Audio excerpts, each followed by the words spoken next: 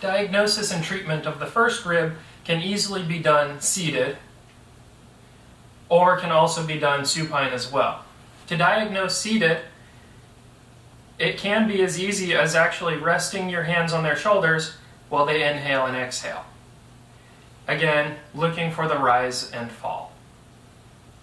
If you diagnose an inhaled or also a superior first rib, the treatment with Still's technique is my favorite go-to for treating the first rib.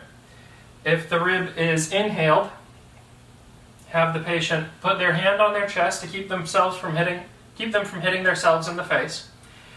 You provide compression through the elbow to the attachment of the first rib. For the inhaled first rib, you first bring across, up, and down. Likewise, if I were to treat for an exhaled first rib, again providing compression, but this time I initiate with more abduction and then bring across and down.